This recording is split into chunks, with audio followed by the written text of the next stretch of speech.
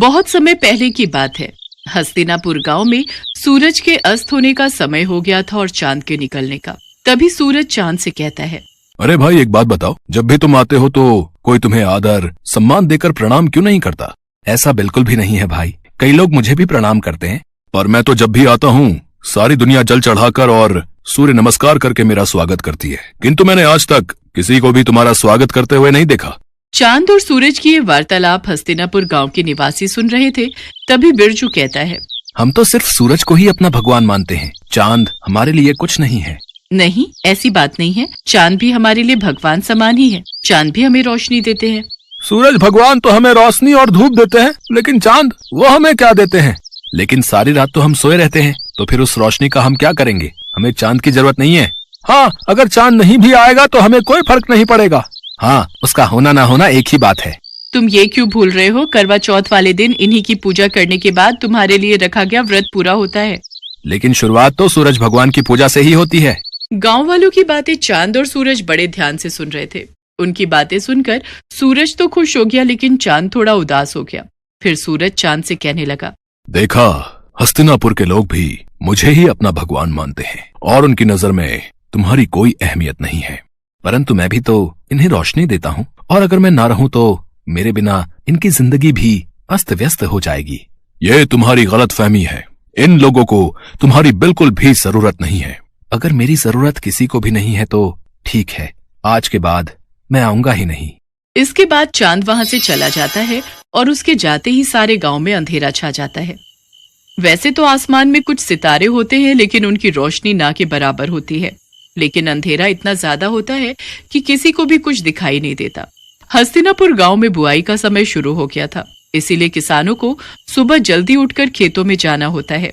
लेकिन चांद के ना होने से बाहर घनघोर अंधेरा होता है। अरे उमा, जल्दी से उठ जाओ, आज खेत की बुआई करने जाना है। जल्दी से उठ जाओ, वरना देर हो गई तो बाहर धूप बहुत तेज हो जाएगी, फिर खेतों में काम करना मुश्किल हो जाएगा। हाँ, बुआई के लिए तो जाना है, पर अभी बाहर बहुत अंधेरा है। आप भी सो जाओ जी, और मुझे भी सोने दो। मुझे लगता है बाहर सुबह होने वाली है, अब हमें चलना चाहिए। वो तो आप सही कह रहे हो जी, पर बाहर इतना अंधेरा है कि हम जाएंगे कैसे? ठीक है, फिर बाद में ही चलते हैं। इसके बाद दोनों सुबह का इंतजार करने लगे। फिर जब सुबह हुई तो दोनों खेतों के लिए निकल पड़े। लेकिन थोड़ी ही देर में सूरज सर पर आ गया और खेत में काम करना मुश्किल हो गया।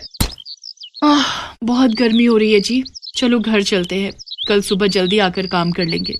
हाँ, तुम सही कह रही हो, इस भयानक गर्मी में तो हालत खराब हो गई। अगले दिन जब दोबारा काम के लिए उठते हैं तो बाहर बहुत अंधेरा होता है, और बाद में जब काम पर जाते हैं तब तक तेज धूप हो जाती है। इस समस्या से परेशान होकर पवन सूरज भगवान से कहता है, हे सूर्यदेव, अगर आप रात को भी उपस्थित रहें तो हमें कभी भी चांद की जरूरत नहीं पड़ेगी, और हम केवल आपकी ही पूजा करेंगे। अरे जल्दी से खाना बना दो, मुझे बहुत तेज भूख लगी है, नींद आ रही है, सोना भी है। लेकिन अभी तो दिन हो रहा है जी, क्या अभी से खाना बना दूं? हाँ, मुझे लगता है आज शाम नहीं होगी। तुम जल्दी से खाना बना दो, मुझे बहुत भूख लगी है। अच्छा ठीक है, बना देती हूँ।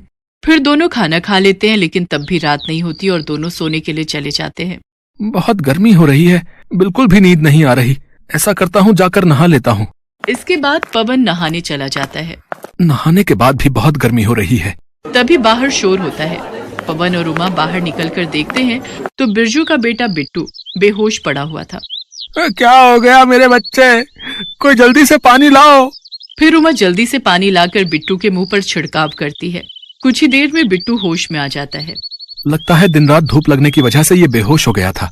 इसके बाद सभी सोने के लिए चले जाते हैं, लेकिन गर्मी की वजह से किसी को भी नींद नहीं आ रही थी। सारी रात लोगों की ऐसे ही कट जाया करती। इतनी गर्मी में तो हम लोग मर ही जाएंगे। काश सूरज ढल जाता तो इतनी गर्मी नहीं होती और हम लोग चैन से सो पाते। चुप रहो तुम, थोड़ी सी गर्मी सहन नहीं कर सकती? ऐसे ही एक हफ्ता बीत जाता है, लेकिन हस्तिनापुर के लोग बिल्कुल भी चैन से नहीं सो पाते, और देखते ही देखते कई लोगों की तबीयत बिगड़ने लगती है। ये सब तुम्हारे कारण ही हो रहा है। ना तो तुम चांद का अपमान करते और ना तो वो यहाँ से जाते। इसके बाद पवन बाहर जाकर सूर्यदेव से प्रार्थना करता है, हे सूर्य देवता, अब से आप केवल दिन में ही रहिए, हम आपकी गर्मी सहन नहीं कर पा रहे हैं। रात को हमें चांद की ही जरूरत है। इसके बाद पवन और सभी गांव वाले चंद्रदेव को पुकारने लगते हैं। हे चंद्रदेव, हमें माफ कर दीजिए, हमें आपकी भी उतनी ही जरूरत है जितनी सूरज की। हाँ चंद्रदेव, जहाँ दिन सूरज के बिना अधूरा है, वहीं रात आपके बिना अधूरी है।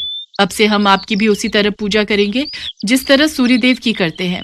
ठीक है, मैं रात में तुम लोगों को रोशनी देने के लिए फिर से उपस्थित रहूंगा। मुझे माफ कर दो मेरे भाई, अब मुझे समझ आ गया है कि जितनी जरूरत इस दुनिया को मेरी है उतनी ही तुम्हारी। सूरज ढल गया और अंधेरा होने लगा। तब चांद ने अपनी रोशनी चारों ओर बिखेर दी।